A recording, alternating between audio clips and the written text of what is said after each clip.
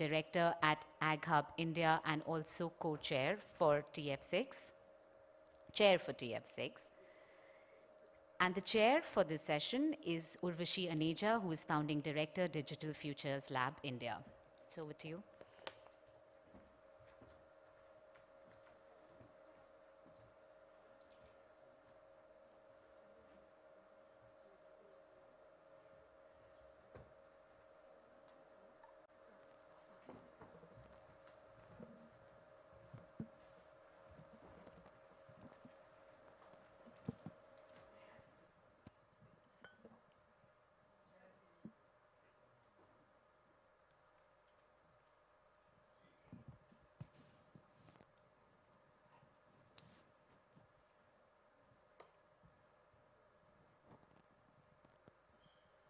Hello everyone, a very good morning to you all. My name is Urvashi Aneja. I'm the founding director of Digital Futures Lab. We're a research collective that studies the social impact of technology transitions in the majority world. Delighted to be here and delighted to be chairing this panel. I have an obvious bias because this is a sector I work on, but I do think this is one of the most exciting discussions at the T20, also because it has wide-ranging implications for deliberations in other tracks, whether it's around development and the digital economy or around climate change. So I think it's fairly clear, or it's fairly well established, that technology is going to play a central role in the achievement of the Sustainable Development Goals. I think we can all also agree that the current model seems to be broken. Our digital economies are dominated by a handful of actors from a select few industrialized economies. We see a growing range of digital harms with limited political accountability. We also see market concentration. And we also see what some would call kind of sectoral transgressions, where the same few actors are dominating a wide range of sectors, whether it's payments or agriculture or healthcare. So we do need to rethink how we use and leverage technology for achieving the Sustainable Development Goals, for achieving development. And I think this is an urgent priority, particularly in less industrialized economies and the majority world. India has been developing a fairly innovative and new approach to how it approaches this space in the form of developing digital public infrastructure, the state developing digital public infrastructure that can then be leveraged by private sector to build new innovative solutions and to create a more competitive and even playing field for those interventions. But it's still very, very early days with regard to digital public infrastructure. I think we're still trying to figure out what we mean by digital public infrastructure, even how we define it. I think the link between digital public infrastructure and development is yet to be established, exactly what those pathways are. And those pathways may play out very differently in different contexts with different institutional capacities, different development trajectories, and so on and so forth. There's also, we should not assume that just the creation of digital public infrastructure will in itself address market competition or in itself help promote human rights and put privacy at the forefront of the use of technology for development. So there's a lot of work to be done with regard to the governance of this digital public infrastructure and to make sure that it aligns with societal goals and to make sure that and because it's early days, to avoid harmful technology and societal policy lock-ins. So I'm delighted to have an amazing bunch of speakers to help us think through some of these questions. Starting from the left, we have Ms. Kalpana Shastri, who's the managing director at Ag Hub, my apologies. To her right, we have Pencho Kuzev, who's a policy advisor for CAS in Germany. After that, we have Sharad, the co-founder of iSPIRIT, Shambhavi Naik, the head of research at Takshashila Institution, India, and Ramiro Albrieu, I'm pronouncing your last name wrong, apologies, associate professor of Macroeconomics and Finance, and a senior researcher at the University of Buenos Aires. So thank you all for being here. Kalpana, if I may start with you, I know you have a flight to catch, so we'll excuse you soon. So maybe the first question goes to you. how can we find a common ground between sustainable development and digital futures to ensure alignment on key policy issues? Yeah, it's a very, thanks a lot. And a very complex question, so I have a complex answer also to it. But before I really start, I would like to put on record my sincere thanks to the Secretariat for inviting me. It's a great thing. It was great to talk to Samir one day, a pleasant surprise, and then getting connected. And thanks a lot to Dr. Sachin also, with whom I have worked earlier also. I'm a core agricultural scientist working in currently in an incubator which looks at digital agriculture as the new age technology. And perhaps I think everybody would agree that we are nearing lunch, and food is something we start the day and we end the day with. So, and this is one sector which has always been challenged, continues to be challenged, and the stakeholders are always impacted by anything which happens, be it green revolution or the biotech revolution or even the gene revolution. So when we are talking about a new age revolution like digi-tools, we will be confronted with a lot of challenges to deploy it. Having said that, I'm not going to say a no for this technology. I think it's essential that it is sort of made into a deployable tool, and digital agriculture in the next century is going to be the transformative tool in many of the sectors, including agriculture. And some of the problems and challenges which are already being faced, like inefficiencies in markets, access to the inputs, growing natural calamities which impact productivity, all these are there. These are innate problems. But what are we looking through this tool? I'm looking at 5 Ps. I look at precision, I look at predictability, I look at higher productivity, and I look at profitability, which will ensure prosperity to the stakeholders. These are the 5 Ps, I would say. And having said that, let me tell you, things are already moving in this sector.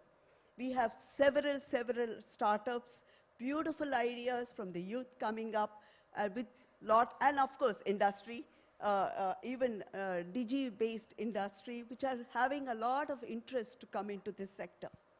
If that be, it should have been a rosy journey. But the deployment is facing a lot of challenge. And this is what I would like to bring to this stream. I think T20 is, Think 20 is the perfect platform to understand the constraints, the challenges this sector would face when these tools are deployed. Fact is, it is there. But how do we take it? So we need a framework which is looking at hyper-local, local, regional, national, and the global. I am deliberately putting in this hierarchy because I think the challenges, the cultural and attitudinal challenges which the stakeholders in this sector face would definitely have to be looked from that order, that is the hyper-local. Recently, just 2 minutes, I was in a tribal village in the high ranges of Andhra Pradesh, a community-led intervention, doing a lot of work. The young marginalized community youth are trained in digital tools, perfect setting for deployment. But the challenge was, after some time in the community settlements, there is a lack of connectivity. It's not infrastructure. The infrastructure is based, but the natural topography doesn't allow access of some of the tools to be brought in. So if I were to say you use your digital technology and start looking at answers in the value chain, there might be a challenge. Now that doesn't mean I don't deploy. I start thinking of new frameworks which can work there and then try and take those lessons. And in this, I would say definitely like all other sectors, at least from my knowledge and the research, a lot of work is going on in the Indian system. All the players are interested. Several projects, several schemes are now in. In fact, the PDA scheme itself is an answer, what I'm trying to say. And I think we need to take a lesson. It's an open invitation through this forum. Can we think of a sustainable framework for the correct deployment of this new technology and bring those 5 Ps which I voiced first? Thank you. Thank you, Kalpana. And thank you for reiterating the importance of thinking through frameworks at this early stage.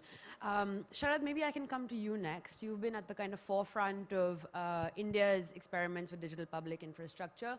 How do you feel the creation of digital public infrastructure can advance the SDGs? And maybe picking up on where Kalpana left off, how can we create a space for these hyper-local solutions so our solutions are contextually appropriate?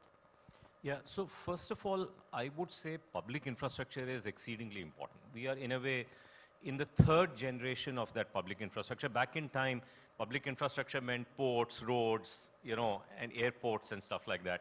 And the innovation was, could you have private provisioning of this infrastructure and still regulate it very well? And the issues were, would there be monopolization? Would you be able to handle agency effects? And I think, you know, many countries learned how to do that well, including India.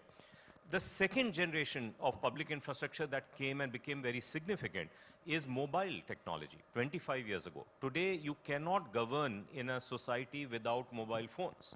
And that is important infrastructure. It is usually privately provisioned. And it brought with it a new class of a problem that we are engaged with now, which is that those providers can now weaponize that technology. And we've seen that happen in a very big way with 5G, and we don't need to go through the details of what has happened. Now we are in the era of the 3rd generation of public infrastructure, which is digital. And it brings with it 2 kinds of problems that we have not encountered before. First, the old problem has resurfaced, which is monopolization. But in addition to that, we have this issue of monopolization and state, which is leading to authoritarianism, which leading to, you and I have been in meetings with heads of state, of a European head of state, where for 3 hours he talked about how the democracy, the Western democracy, is at threat, right? So there is a new problem that is coming in, which is authoritarianism. And the second new problem that is coming in a big way that we have is colonization. So digital colonization is now a reality, right? And so what do we do with all of this?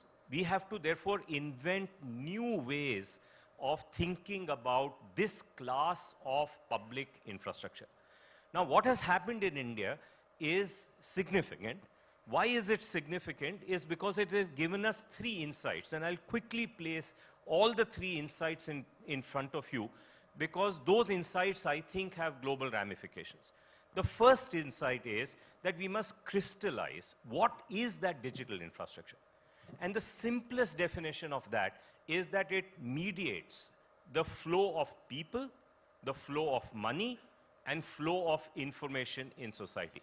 Now, those of you who are here in India, you can easily relate to this. Flow of people is mediated through an identity, a digital identity system like Aadhaar. A flow of money is mediated through a payment system like UPI. And some of you may be familiar with that India has a very modern, robust system that has come to life for flow of personal information. It has been successfully deployed for financial information. It's called the account aggregator. But the goal is that it will be multi-sectoral in nature based on a protocol called Digital Empowerment and Protection Architecture. Niti Aayog has been one of the sponsors of that, and the new bill that is likely to be presented in the parliament is in alignment with that. So if you think of it, there is foundational infrastructure on which agriculture, on which many other things. In India, we call this foundational infrastructure India Stack, and you know of that.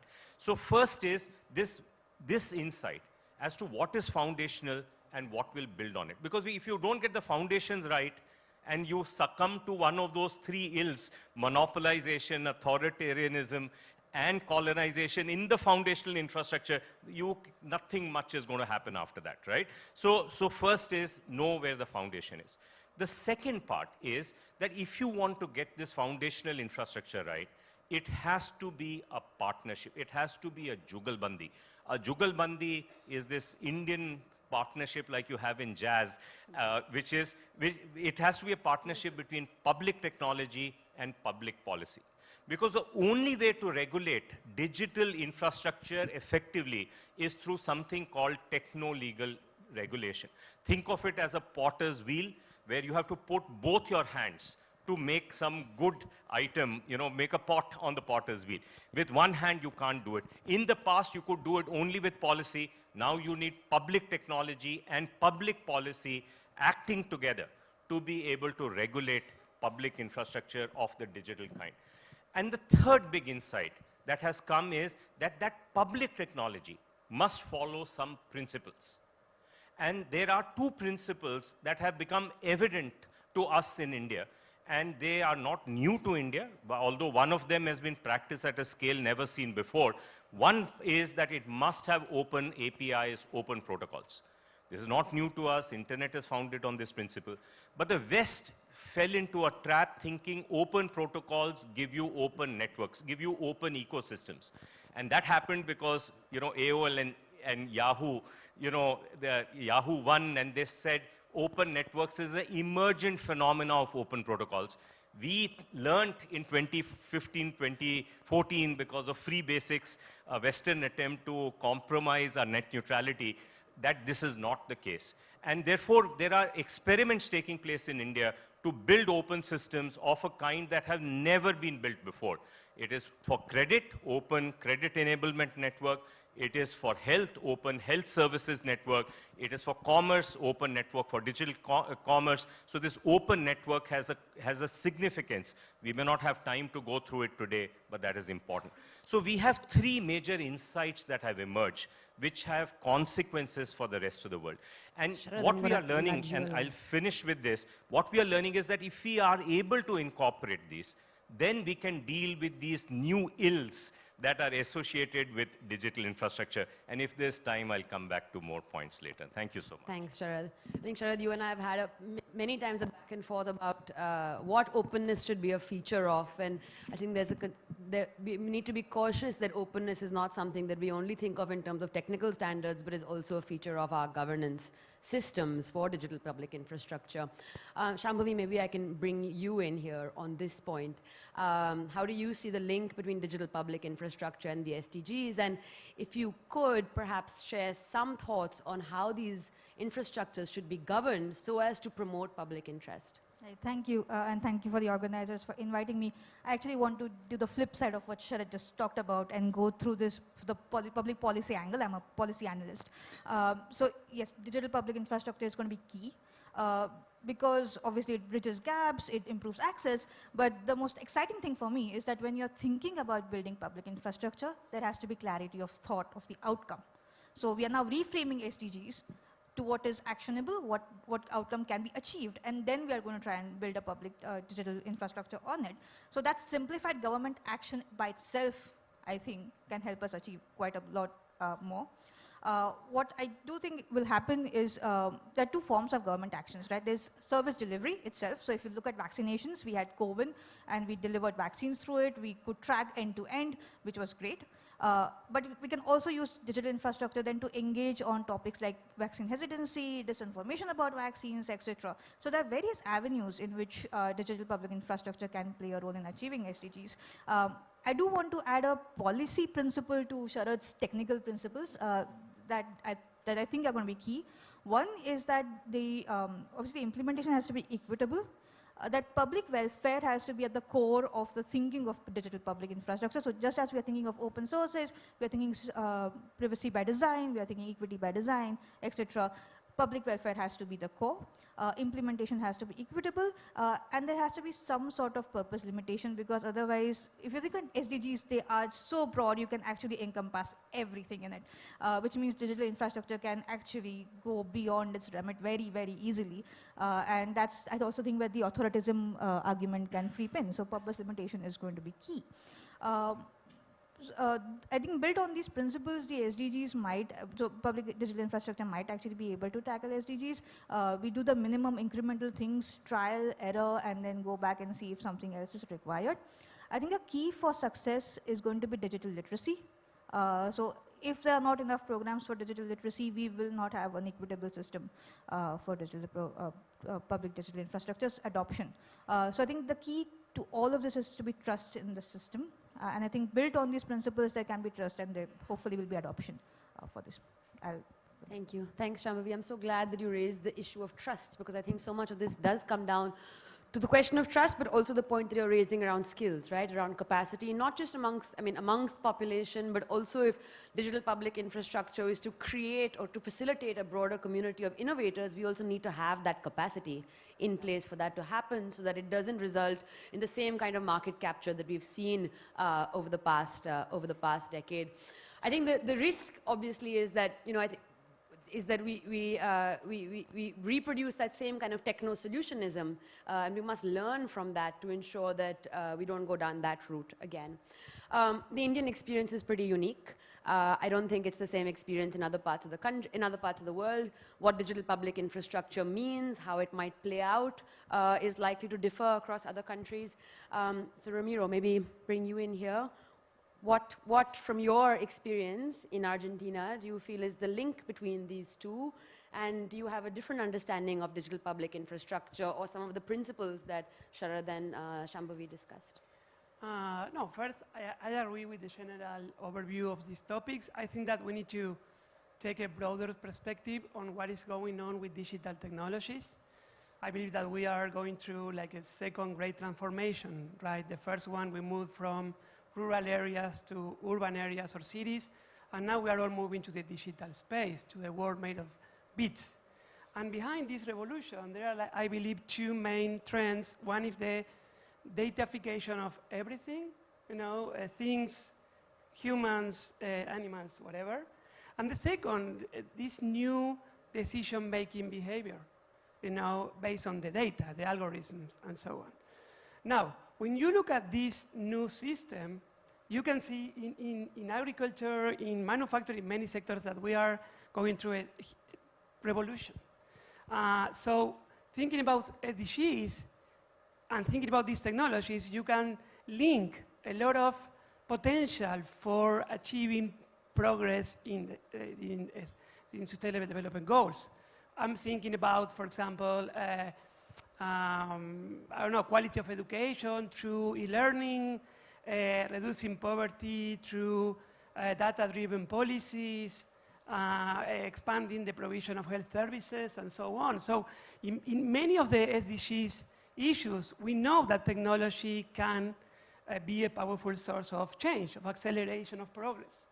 Now, one thing is the potential, and something totally different is the realization of that. Right? So I think that we have a lot of potential gains, but we have a lot to do in translating these potentials into actual policies, actual progress, right? And why is that? Why we have this gap, between these good use cases and stories and theories about technologies and SDGs, but then reality is so different? Well, in a way, it's a problem of development. It's too complex, but I will focus just on the very nature of this transformation, that is that, of course, the new technologies, new innovations are creating value and solving problems for those who can pay for these technologies. So if we are going to lead just profitable solutions to lead the way of technological transformation, we will have just transformation for those with, firms with higher productivity, people with higher skills, citizens with louder voices and higher incomes. So what I see there is a problem in how to bring public policy into this discussion, a particular digital infrastructure in this discussion, as a way of correcting or shaping digital transformation, to incorporate those that are not reaping the benefits of these changes. So what I'm saying is that I believe that we need to think about the new social contract, along this idea of private-public partnerships, with the winners of this system. And from the policy point of view, it means not only to regulate existing technologies, but to set your priorities right first, and then to choose the technologies that you need, and to invest in those that you don't have. So sometimes we just reverse the discussion and say, okay, we have these two technologies, let's see what we can do with that. I think that we can do much more than that. And of course, for that, and I'm going to close with that, we need smart governments, credible governments, and governments with a lot of money. So that's something hard to find in a global south. Thanks, Ramiro. I think that's such an important point, right? That this conversation must be problem-led, not solution-led, and then trying to retrofit the problem into the available solutions. And I think the second big takeaway that I take from what you're saying is that we need to look at the distribution of the gains, of the technology gains, and not just assume that creating public infrastructure will automatically redistribute technology gains in an equitable fashion. Pencho, last but certainly not least, in your perspective, how do you see the link between public infrastructure, digital public infrastructure, and the SDGs? And maybe to pick up on where Ramiro left off, what are the kind of interventions or capacities that we might need to distribute these gains more equitably? Many thanks. I'm representing the Konrad Adenauer Foundation, which is a political foundation closely associated with the Christian Democrats of the former Chancellor Merkel in Germany. Maybe some of you know we have published yesterday with our partners this paper on Global Climate Alliance that I'm recommending to all of you. I would like to recall the principle of this conference, which is one Earth, one family, one future. And I would like to remind all of you to the war that is going on currently, actually to the Russian invasion of Ukraine. And I believe the G20 has a role to play and must play a role to stop this invasion. I would like to raise a couple of issues that, in my opinion, or out from a European perspective, or the perspective of the European Union, play a big role when it comes to sustainability and digital infrastructure. We have to ask ourselves, is competition policy and digital policy incompatible? Discussing all this issue. Do we have collective action problem? And obviously we have market failure that we have to address. Every time we have to think what's a green product at the end of the day, and that's not an easy issue. We definitely need new data policy and new statutory standards in order to achieve more sustainable policy, and that's not an easy issue.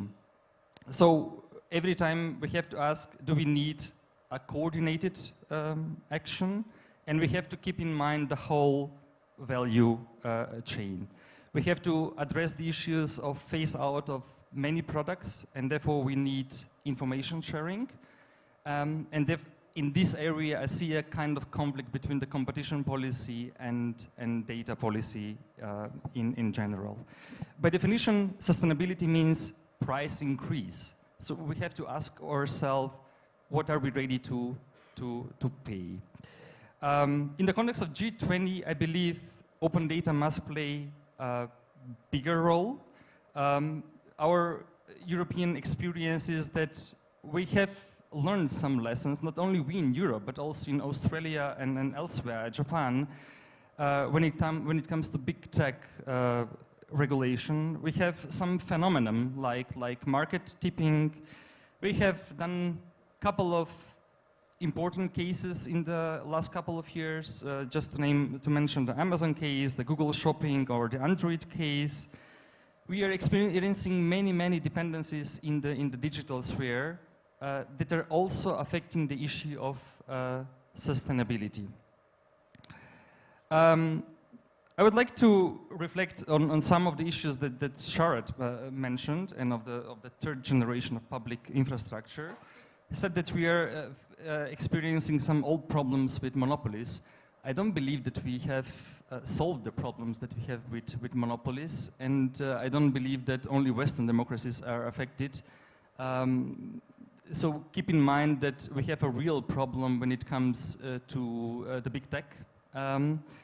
The issue of colonization, I'll absolutely agree, and I absolutely agree that India give us good insights where to go and how to continue. I really appreciate your experiences. However, I think we don't have common ground when it comes to the principle of privacy. And I think we must work on those issues. The principles that you have revoked, absolutely agree. We need more APIs, and definitely the G20 has a role to play when it comes to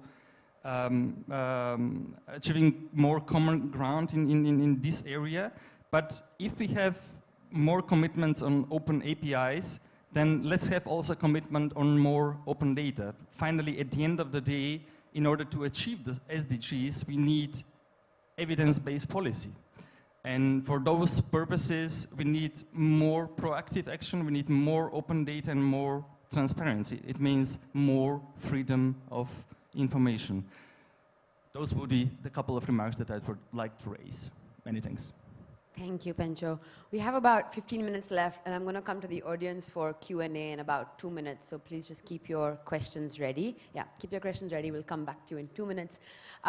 Just a last round, one quick kind of speed round to the panelists, starting with you, Kalpana. What do you think the G20 should be doing with this regard to advance an agenda of safe and inclusive digital public infrastructure that can support sustainable development?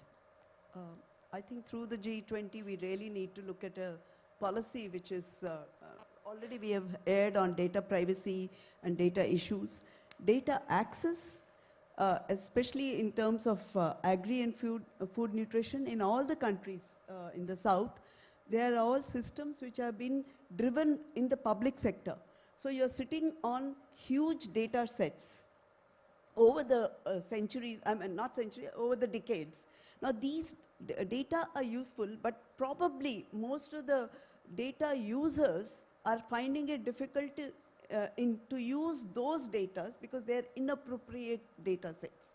So developing appropriate data sets, data sharing, data access, and a platform which could be, that's why I mentioned framework. This is a real problem which many of the innovators and entrepreneurs in this sector, when they come to us, are facing. They don't get good data or historic data which can be converted. And therefore, I think it's important and very pertinent to have a strong data policy. I know Niti Aayog is already, we are trying to do it, but we are still grappling with the challenges. So that's something which I would really air in this rapid round. Great, thank you. And I know you have to leave us soon, so thank you so much for joining us and safe travels. Sharad, over to you. Quick soundbite. See, G20, I'll take you back to 1991. It had become clear that mobile telephony worked at scale in Scandinavia. And by 1995, almost every country in the world decided they needed mobile telephony as public infrastructure. The choices then were, you know, whether they do CDMA, GSM, TDMA. Today, what has happened is because of the India experiment of foundational digital infrastructure, many countries, at least 50 to our knowledge, have decided they have to replicate this model. They have choices. They can take the public infrastructure approach that India has taken. They can lean on Web3. They can lean on domestic tech. They can lean on big tech. There are 4 options that are there. If they go with this India model, then there is institution building that needs to happen in 3 areas. One is you need to create DPI, digital public infrastructure steward organizations. India has created one which is successful. Please check out mosip.io. 9 countries are using India's identity system, 350 million population. Last time I checked, 75 million were already in use. But if you go to mosip.io, there's a dashboard. It gets added by 1 million or so every day. So, so that is there. Second, it needs standards. We've already opened up our data standards called DEPA. You can look at them at depa.world. EU, for example, in Margaret Vestager's office is planning a pilot in several countries, including France and Denmark. So that is standards organizations, new generation standards organization are needed. And third, financing. And financing is a troublesome piece. Why? Because philanthropic capital is coming in to finance this. And as Amandeep Gill, who is the technical advisor to the UN Secretary General, the first technical advisor, points out that this has the potential to undermine what the revolution may take place. So we have to think about financing. Now the question that comes up is, as these three institutions take root in various countries, can G20 play a role in making that happen? And I think G20 is a perfect grouping to take this forward. And T20 is an ideal place for us to share this knowledge with the rest of the world so that they can not only take our insights, take our successes and failures, take our building blocks, and learn the institution building that is needed to bring it to life so that it can be a sustainable process for everybody as we go forward. Great, thank you, Sharad. Shambhavi, over to you. Policy priorities for G20 collaboration. Okay, this is my child in a candy shop wish list. Okay, first is recognize that DPI is a means to the end. It's not the end by itself. And unless we agree to back the ends, DPI by itself is not going to do anything.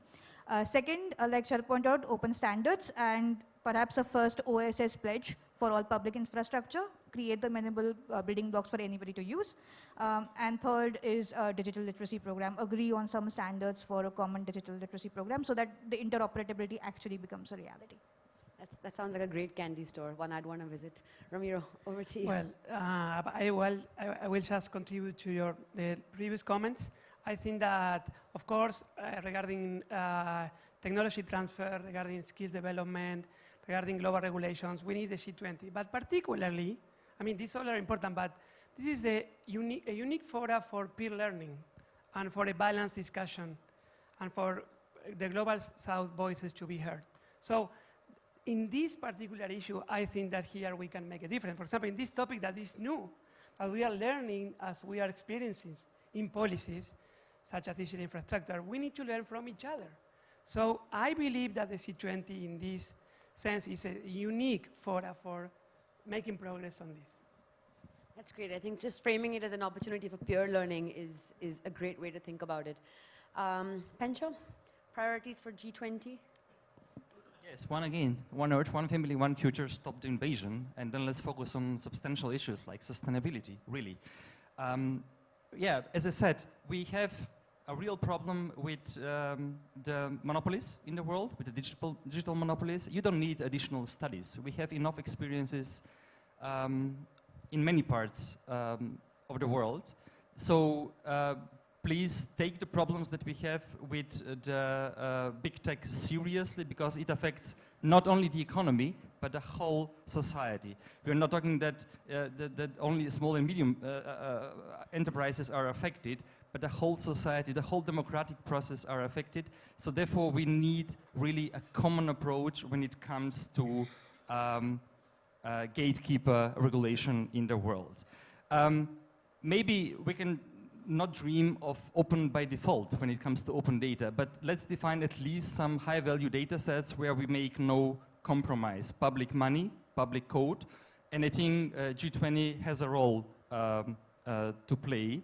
Yeah, I believe the Indian presidency, we could use it for scaling up some of the good experiences that you have made it here. And especially I'm thinking of digital identities. So let's work on it. Great, thank you. We have about 8 minutes left for questions. I'm going to take 3 questions and club them together. I see one hand there. Ma'am, you're next. And if someone wants to, I see a hand all the way at the back. So over to you. If you could just introduce yourself first and keep your questions brief, please. Yes, please come to the mic. There's a mic right behind you. And ma'am, there's one behind there near the camera.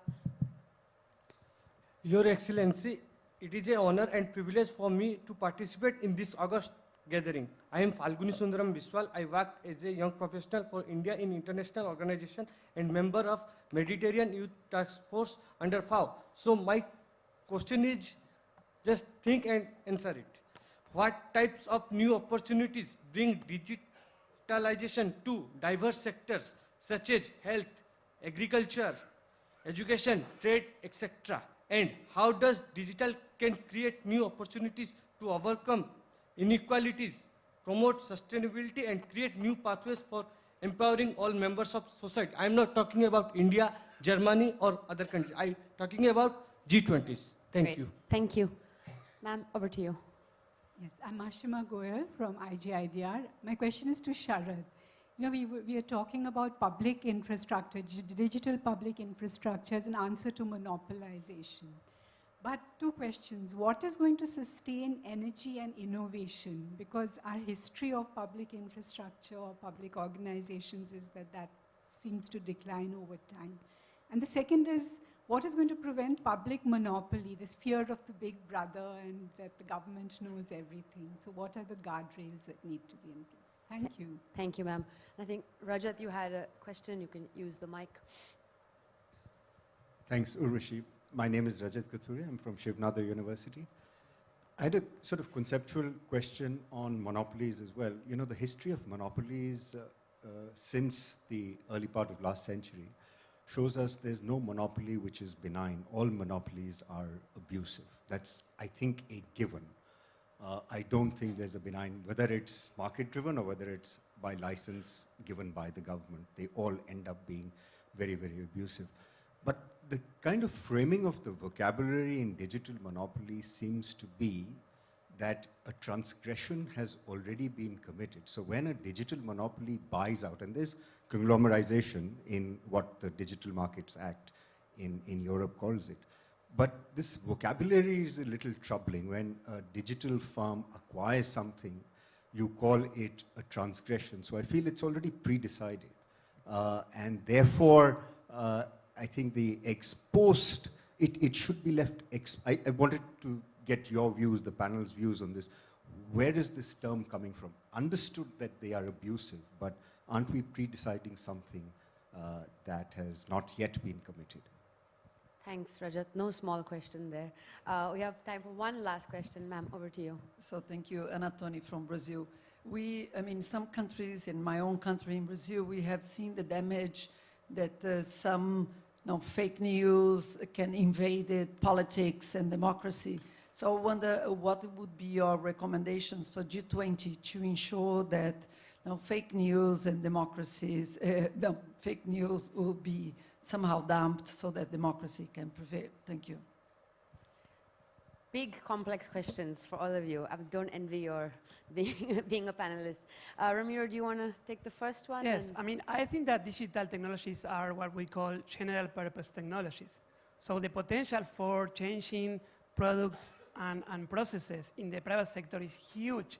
You can see these new technologies in every sector in the economy.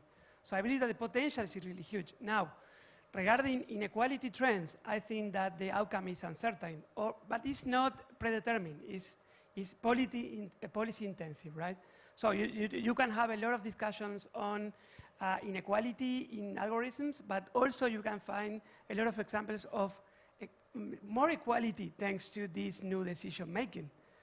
So I think that in a way it's not that algorithms are like a natural thing, but a social construct. So it's about how to build this, right?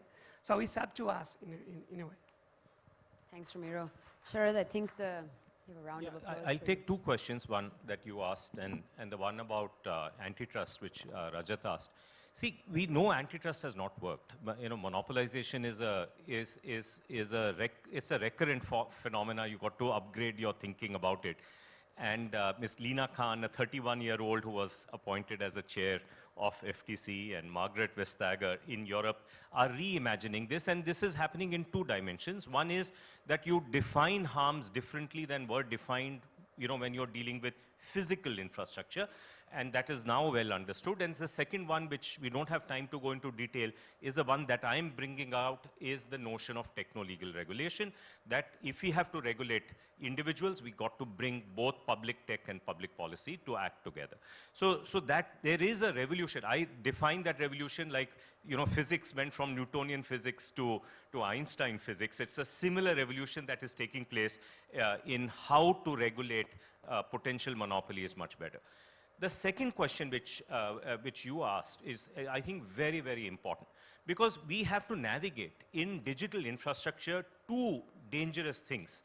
One, authoritarianism, government getting too much of power, and we have seen previously, issues that have come up in various countries, and Europe is particularly sensitive to that. At the same time, we also have the big tech problem, where companies become very powerful. And the victim in both of these cases is the agency of the citizen, right? And so we have to design digital infrastructure in such a way that it doesn't fall on either of the two sides, right? To avoid big tech, we become pro-government, and now we have authoritarianism that has come in. Or we start with the government, you know, and we don't want dependence of the government, and we end up in the hands of big tech. So navigating this middle path is absolutely critical. And so therefore, to do that well, and to replicate the India experience, it becomes essential that we are crystal clear about the insights that have come and the principles that underline. And I must say the Indian system has played a seminal role, and I'll end with this. I want to point out that one of the first places where privacy, data privacy, is a fundamental right, came about in India when the Supreme Court judgment, 9-0 judgment. And as many of you know, in India, once something is declared as a privacy right, law cannot override it because it's considered to be a fabric of the Constitution. Now, the law that is coming to operationalize this cannot violate, because if it does violate, many of you will go to the Supreme Court and that will be challenged. So India has the most robust framework that has been established with respect to data. It has been operationalized at a scale that we haven't seen in any other part of the world. In September 2021 to today, we have 1.1 billion bank accounts connected. Our consent system is growing rapidly at 52% month on month. More data transfer is happening than ever before. We are already bigger than the European system by any yardstick that you imagine. Yes, it is not known and understood by the rest of the world. But I think today that represents the gold standard for how to deal with personal data.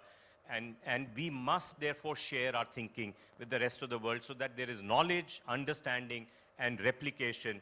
Because India, for the reason that you mentioned, has this long tradition. Anything that anything good we have, we are happy to give it away, because for us, the world is our family. Thank you. Thanks, Sharad. Pencho, you want to come in on? That was a good finish with one family, but have to make some remarks.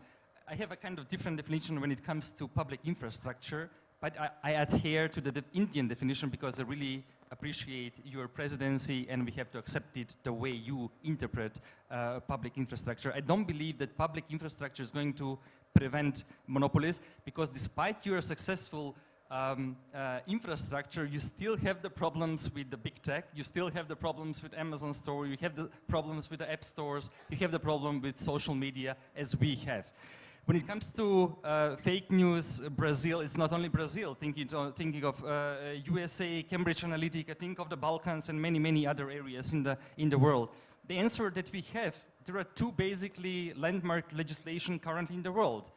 The first one, Digital Services Act in Europe, and Online Services Security Bill in the UK.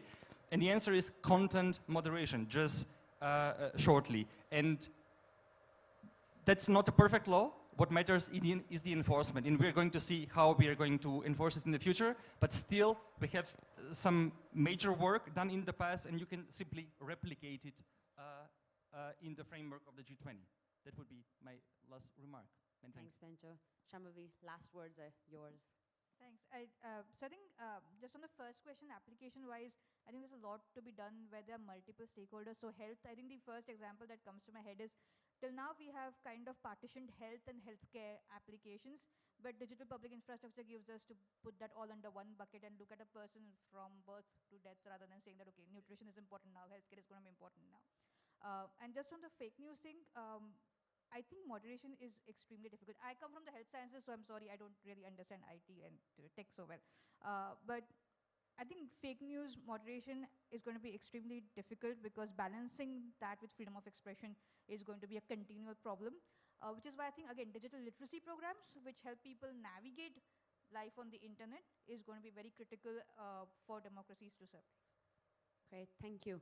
We're out of time, so I'm not going to try and summarize this discussion, but maybe one big takeaway that we can agree on is that there is an opportunity here for peer learning, that we all need to work together and figure out what those opportunities are, what those challenges are, and come up with common sustainable, inclusive governance frameworks. So thank you all for listening and for your questions, and I hope we can continue this conversation over the next year. Thank you.